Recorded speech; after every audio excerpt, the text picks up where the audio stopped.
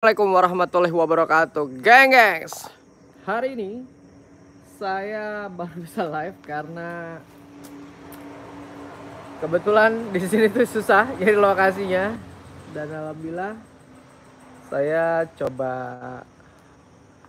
mau menguak sebuah bangunan yang dulunya bekas pabrik. Udah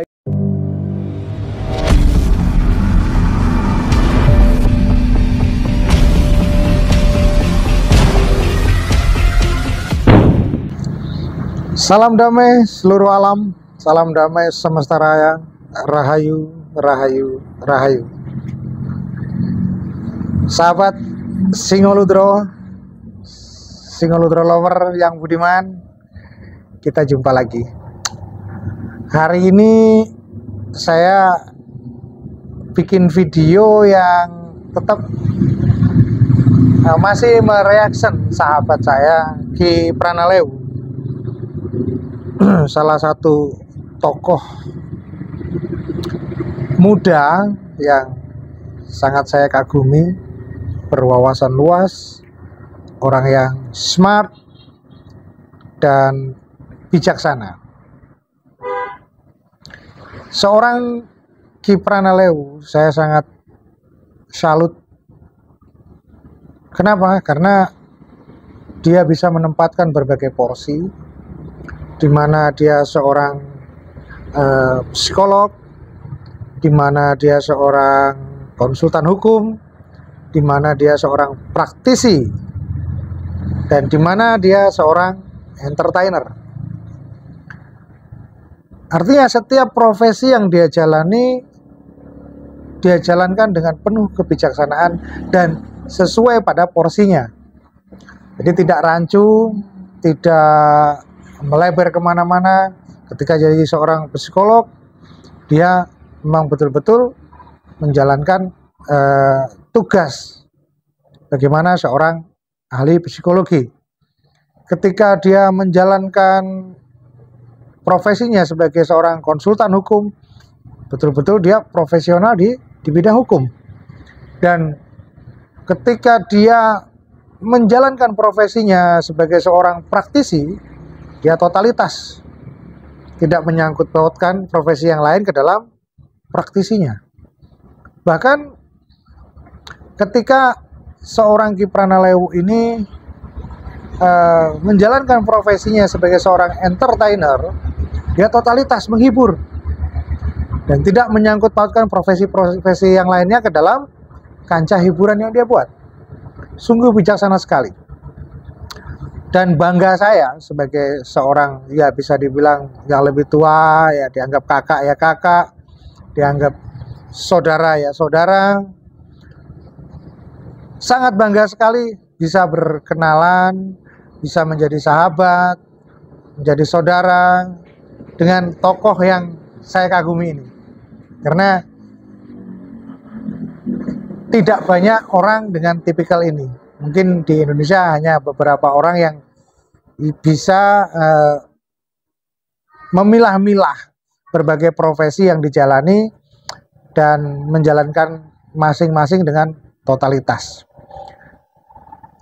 Suatu ketika saya berjalan bersama Ki Pranaleu di suatu tempat, tepatnya di Mojokerto, di satu gudang tua yang terbengkalai, itu milik sahabat saya juga, ahli waris dari gudang itu, seorang kolektor pusaka yang ada di Mojokerto, yang pusakanya juga begitu banyaknya. Akhirnya gudang itu yang selama ini jarang dimasuki orang, di kesempatan sekitar 5 bulan yang lalu, saya bersama Ki Pranaleu mengeksplor setiap sudut gudang itu di malam hari, dan ada beberapa penampakan yang dilihat oleh Ki Pranaleu, tetapi mungkin tidak saya sertakan di video ini. Ya cenderung saya hanya menyertakan di dalam video ini cuplikan atau potongan ketika saya bersama Ki Pranaleu mengedukasi, menjelaskan, dan berisi penjelasan video ini tentang bagaimana proses terjadinya penampakan atau vortex. Mari kita tonton video yang ini. Bet gue sampai. Assalamualaikum warahmatullahi wabarakatuh, gengs. Hari ini saya baru bisa live karena kebetulan di sini tuh susah jadi lokasinya, dan alhamdulillah saya coba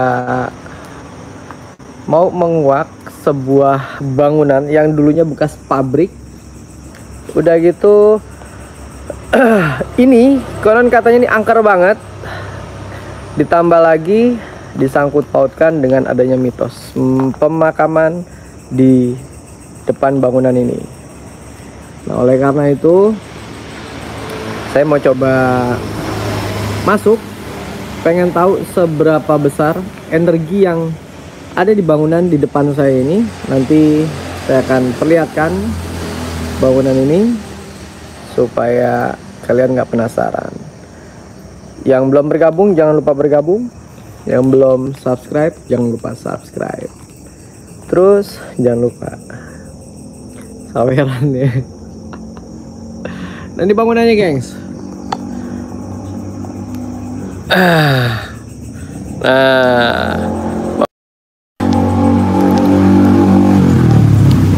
gitu, gengs. Nah, ini ada kuncinya, gengs, kebetulan. Ngeri nggak tuh? Ini kuncinya Jawa Timur nih, gengs. Mbah Singo Ludro. Mbah, kira-kira di dalam ini ada fenomena apa tuh, Mbah? Yang biasa di sini terlihat sih kuntilanak, sama beberapa kali orang lihat genderuwo. Genderuwo. Iya. Nah, terus mitosnya apa sih? Karena di sini kan di depan pemakaman persis nih. Ini dulu kan sebuah usaha milik teman saya yang terkenal di Mojokerto sini, besar di Mojokerto sini. Jadi ini pabrik sepatu. Oh, dulunya. Dulunya. Oke. Dari dibikin, setelah itu produksi, gonjang ganjing.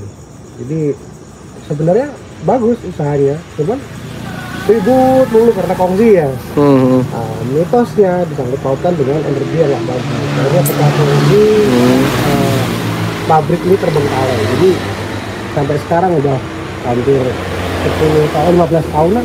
15 tahunan kosong nih. Dan belum pernah ada orang yang masuk ke sini, Mbah? Nggak berani. Nggak berani. Ya, nggak ada yang berani. Waduh, kira-kira saya bisa nemu apa di dalam nih, Mbah? Ya mudah-mudahan bisa terlihat lah, mungkin vortex yang lain. Siap. Sambil dibantu lah, siapa tahu ada yang lewat ditarik ke sini. Waduh, ngeri sekali. Tapi terlepas dari hal-hal yang berbau supranatural nih, Ya, sebenarnya jin itu bisa nggak sih ditangkap oleh mata kita, Mbah? jin itu bisa ditangkap, ada prosesnya. Ada Jadi, prosesnya ya. secara ilmiah bisa dijelaskan, bahkan dengan bahasa-bahasa yang akademik. Jadi proses penampakan atau proses munculnya vortex itu beberapa fase. Jadi awal itu memang seperti gelembung-gelembung kecil, tapi samar terlihat mata. Ketika muncul energi dari manusia atau mungkin sedikit was-was, ketakutan, atau rasa gentar, maka interaksi energi itu terjadi. Maka muncul fase berikutnya itu seperti asap, seperti kabut. Itu bisa kita sebut dengan ektoplasma. Setelah pemadatan semakin kuat energi manusia tadi terserap, nah, dia muncullah vortex sesuai dengan visual cortex orang yang ada di Pikiran manusia ya. Jadi dari vortex itu dia bisa menjelma jadi kuntilanak, pocong, genderuwo dan lain sesuai sebagainya. dengan visual cortex yang ada di dalam cortex Pikirannya dia. kortek otak orang yang melihat tadi. Tuh, dengerin, gengs, penjelasannya. Jadi fenomena penampakan itu tetap bisa diilmiahkan ya, Mbah ya? Sangat bisa. Jadi dunia mistik itu dunia ilmiah sebenarnya. Tapi karena mungkin keterbatasan kosakata, bahkan orang-orang zaman dulu sudah menyingkat dengan bahasa gaib. Itu kan top. Betul. Jangan diurai kan begitu. Betul. Karena ini sudah era semakin maju, semakin banyak bahasa-bahasa, perkembangan filsafat, sehingga mudah kita jelaskan kepada kaum milenial. Betul, luar biasa. Jadi bukan nggak ada, gaib itu ada sebenarnya. Mistik itu ada, bukan sesuatu yang bukan mistik, dimistik-mistikan. Enggak, memang ada oknum-oknum tertentu yang memanfaatkan dunia mistik ini untuk ladangnya dia, sehingga dia membuat hal-hal yang tidak mistik pun menjadi seolah-olah mistik. Seolah-olah ya, Mbah? Iya, seolah-olah mistik. Nah, itu oknum ya? Oknum. Jadi kalau kita yang memang pelaku yang mengalami, yang mendalami dunia mistik, ya kita mistikus.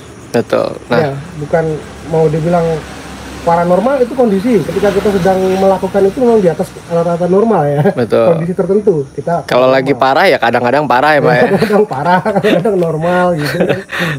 Siap. Jadi benar-benar nih pemahamannya nih luar biasa lo dari Mbah Singo. Ya, sedikit edukasi untuk adik-adik, untuk yang belum mengerti, yang di bangsa kita ya. Sebenarnya hal seperti ini sudah menjadi kekhasan di bangsa ini. Bahkan bangsa-bangsa di luar bangsa Indonesia itu dia ingin sekali menyingkap misteri yang ada di sini. Jadi di dunia luar sana, saya kan juga dulunya sering keluar negeri ya, kayak ke Bhutan, ke Thailand. Saya pelajari mistik-mistik mereka. Bahkan mereka juga penasaran dengan mistik yang ada di Indonesia. Karena itu terlalu sakti buat mereka lah ya. Terlalu aneh gitu, karena mereka kan bermain dengan energi, dengan roh yang tidak bisa nampak mata. Mereka bermain dengan itu, dengan organ-organ manusia, memuja roh-roh dari manusia yang sudah, atau arwah lah ya, memuja-muja arwah yang dari orang yang sudah mati. Kalau di sini kan tidak. Di sini memang punya ciri khas sendiri mistik di Indonesia ini. Siap, luar biasa penjelasan dari Mbah Singo. Ya wes kalau gitu Mbah, saya izin ke dalam ya Mbah. Monggo, silahkan. Siap, terima kasih. Gengs, itulah penjelasan dari Mbah Singo Ludro. Beliau bukan hanya sebagai praktisi spiritual, tetapi orang yang menganut paham kebudayaan dan kepercayaan. Salah satunya yang memang marak di Indonesia. Jadi perbedaan itu adalah suatu paham di mana perbedaan bukan berarti sesuatu hal yang salah. Namun perbedaan itu yang memang harus kita hargai dan hormati. Yoi. Jadi malam. Ya, saudaraku, itulah sosok Ki Pranalewu. Anda bisa pahami bagaimana dia bijaksananya. Dia seorang yang taat beragama, orang yang taat menjalankan syariat, dan orang yang taat menjalankan akidahnya, berpegang teguh pada akidahnya. Tetapi dia orang yang sangat menghargai perbedaan. Saya sendiri sebagai seorang penghayat kepercayaan kepada Tuhan Yang Maha Esa, yang sebenarnya berbeda akidah ya, beliau masih menghargai saya, menghormati saya sebagai orang yang lebih tua, dan juga menghargai apapun ide atau pemahaman yang saya sampaikan, dan tidak pernah menyangkal, justru menambahi, menyempurnakan, lebih saling mengisi. Itulah sifat yang dewasa. Saya harapkan saudara-saudaraku semua juga mampu berlaku dewasa, mampu menerima masukan dari siapapun, seperti halnya tokoh kita ini, Ki Pranalewu. Selain itu, Ki Pranalewu itu orang yang sangat menghargai tradisi dan kebudayaan, tidak pernah membenturkan antara tradisi, kebudayaan, keilmuan dengan agama yang ini. Demikian pula saya tidak pernah mencampur adukan. Ini ketika saya tradisi, bersama Ki Pranalewu, yang mana dengan sengaja jauh-jauh dari memang Jawa, kita dituntut sebagai ke Kalimantan, yang waktu itu dalam kondisi putra beliau mengalami sakit. Itu pun berlaku bijak. Beliau menyempatkan hal, termasuk di dalam untuk menghadiri menjalani spiritualitas sebuah perhelatan di dalam adat kita dari menjalani saudara kita budaya dan tradisi Meratus yang ada di Nusantara, di Loksado ya. Contohnya ini adalah di balai adat Malaris yang ada di Loksado. Jadi kita menghadiri acara aruh ya, aruh kalau di sana menyebutnya acara aruh ganal atau perhelatan besar yang dilakukan setiap tahun itu 3 kali. Jadi di mana aruh pertama itu dilakukan seperti ini ketika membuka lahan atau mengawali membuka hutan. Setelah itu beberapa bulan begitu ada aruh lagi, yaitu aruh proses ketika melakukan tugal atau menanam. Dan berikutnya ada aruh yang sangat besar ya ketika panen. Jadi 1 tahun itu ada 3 kali aruh di situ. Artinya apa? Seorang Ki Pranalewu ini pun masih sangat menghargai dengan adat, budaya dan tradisi. Ya mungkin banyak yang tidak tahu siapa beliau. Beliau tergabung dalam satu perkumpulan yang namanya Dayak Lewu. Dayak Lewu itu yang Ki Pranalewu ada di sana. Dan beliau juga berasal dari kotanya orang Dayak, yaitu kota Sampit. Selama ini orang tidak tahu kalau beliau adalah orang yang dulunya ada di Sampit. Dan beliau keluarga dari keluarga militer. Siapa yang tidak tahu di daerah Kodim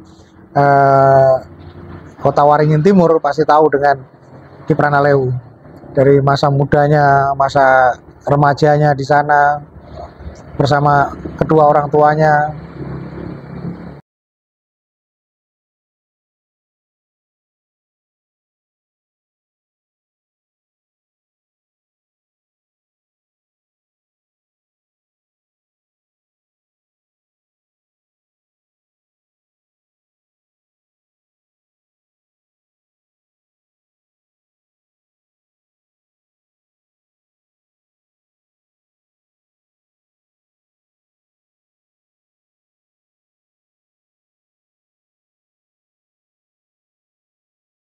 Jadi ketika kita itu hidup di dalam nuansa tradisi, nuansa budaya Nusantara yang kaya akan tradisi dan budaya ini, seyogianya kita itu tidak mengkerdilkan kebudayaan, tidak mengkerdilkan tradisi-tradisi leluhur, karena leluhur-leluhur bangsa ini membuat tradisi ini dan membudayakan tradisi ini sebagai sebuah kebudayaan dengan mencurahkan jiwa dan raga, bukan hanya sekedar kreasi seni, bukan. Di situ memang ada curahan jiwa dan raga dalam melakukan tradisi, prosesi, dan kebudayaan itu. Artinya apa? Orang tua-tua dulu itu orang-orang yang bersungguh-sungguh. Alangkah naifnya jika kita di masa-masa sekarang ini justru mengkerdilkan, ya, seolah-olah hebat. Nih, gua bongkar nih rahasianya ini, padahal itu sebuah tradisi kebudayaan yang sebenarnya sudah baku ya, dan memiliki kekhasan sendiri yang nggak boleh diutik-utik. Contohnya kayak bambu gila dari Maluku. Orang Maluku tidak pernah mereka mengkerdilkan budayanya. Nih bambu gila rasanya begini, enggak pernah. Tetapi orang di luar Maluku kenapa melakukan ini? Ini yang harus kita pertanyakan dan kita harus berpikir. Sedangkan seperti tradisi bambu gila itu sebenarnya membawa pesan moral yang sangat dalam sekali. Artinya apa?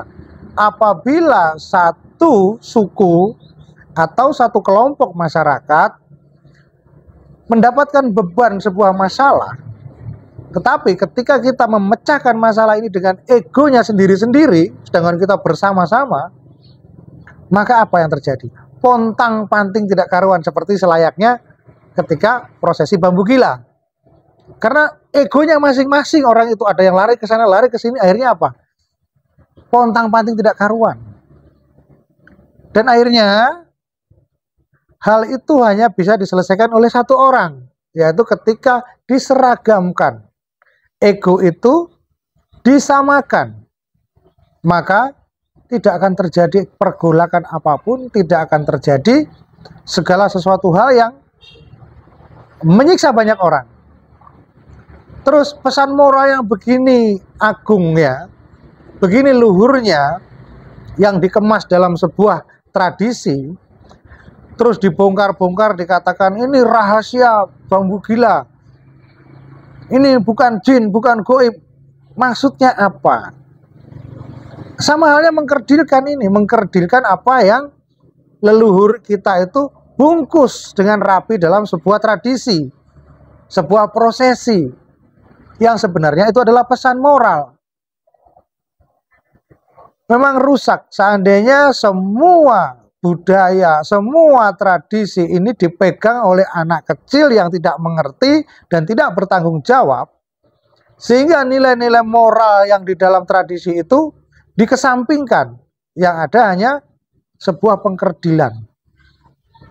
Jadi saya harap hal seperti ini tidak terulang lagi. Supaya apa? Supaya semua kebudayaan dan tradisi itu tetap lestari, tidak diusik-usik oleh siapapun. Karena tradisi itu bukan membodohi, karena memang di situ ada pesan moral. Kita yang harus cerdas untuk mencerna itu. Jika kita tidak cerdas mencerna itu, maka yang terjadi adalah perbuatan-perbuatan, tindakan-tindakan yang tidak bertanggung jawab. Seperti yang terpampang selama ini di media sosial, yang dibuat oleh seseorang yang hanya mengejar popularitasnya, membuat konten dengan kreasi-kreasinya, tetapi tanpa dia sadari merusak, menyenggol, dan mengaduk-aduk semua kebudayaan dan tradisi ke dalam pola pikirnya yang dangkal. Terima kasih saudaraku, para netizen yang budiman, yang di dalam negeri maupun di luar negeri. Hari ini kiranya cukup itu yang bisa saya sampaikan untuk Anda semua. Salam damai seluruh alam, salam damai semesta raya. Rahayu, rahayu, rahayu.